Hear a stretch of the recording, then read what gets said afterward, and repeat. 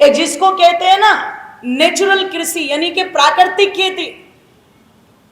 और आपको मैं बता दूं, हमें बड़ा गर्व होता है इस बात पर कि हमारे ही हरियाणा की माटी में जन्मे पहले गुरुकुल कुरुक्षेत्र के जर्जर स्थिति को जिन्होंने इतना अच्छा बना दिया कि आज भारत में जब किसी गुरुकुल की बात की जाती है तो गुरुकुल कुरुक्षेत्र का नाम सबसे पहले आता है।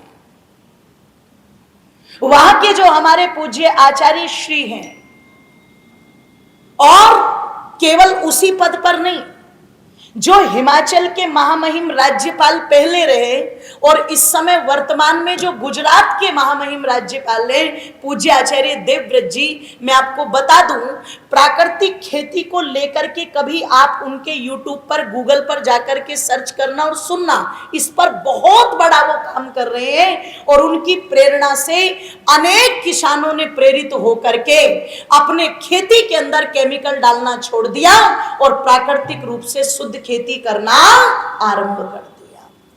जानते हो क्यों?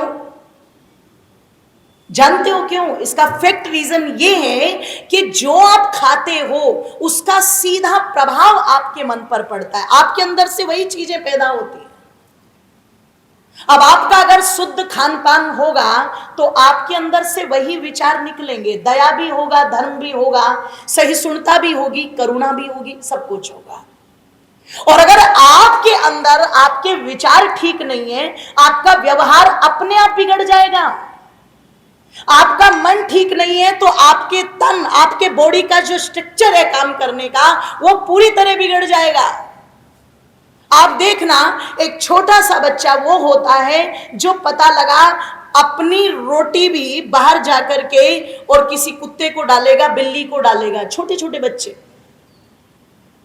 और एक बच्चे हमने वो भी देखे जो हाथ में चाकू लेकर के बकरी के बच्चे की गर्दन काट रहे हैं।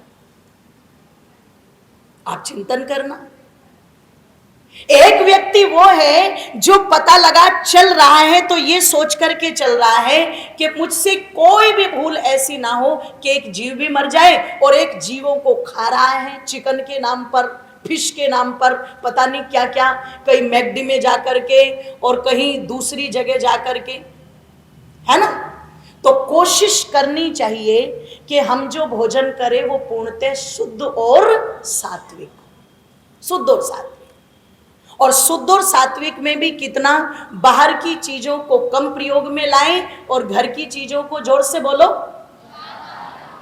जो घर पर भोजन बनता है उसे हमें ज्यादा प्राथमिकता देनी चाहिए, और जो बाहर चीजें बनती हैं उन्हें हमें कम प्राथमिकता देनी। और क्यों देनी चाहिए? क्योंकि हम जैसा अन्न खाएंगे उससे क्या बनेगा हमारा।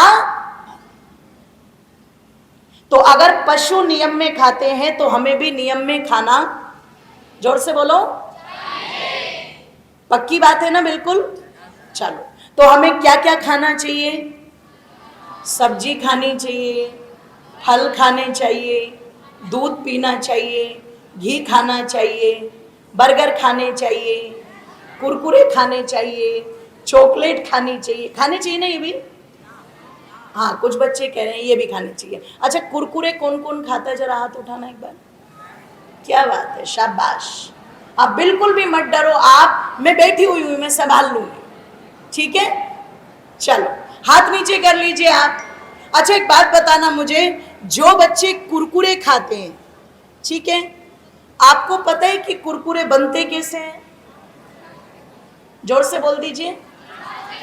मुझे सुनाई नहीं दिया, थोड़ा ऊंचा सुनती मैं, और जोर से बोलो, और जोर से बोलो, एक साथ बोलो। और प्लास्टिक हमारे शरीर के लिए लाभदायक है या हानिकारक?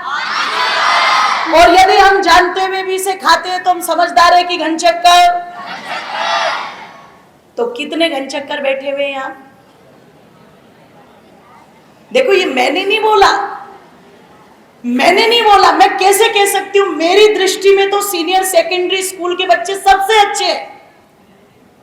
सीनियर सेकेंडरी स्कूल के बच्चे, ये मैंने नहीं बोला, ये आपने बोला है, आपने खुद एक्सेप्ट किया है। अगर आप जानते हैं, देखो कोई जानता नहीं है और वो उस काम को करे तो कोई दिक्कत नहीं, लेकिन आप जानते हैं और जानते हुए भी अगर आप उन चीजों का उपयोग कर रहे हैं तो फिर आपको नहीं करना चाहिए, उसको छोड़ देना चाहिए। कौन कौन से बच्चे छोड़ेंगे आज से जरा हाथ उठाना। इधर से भी कोई छोड़ेगा?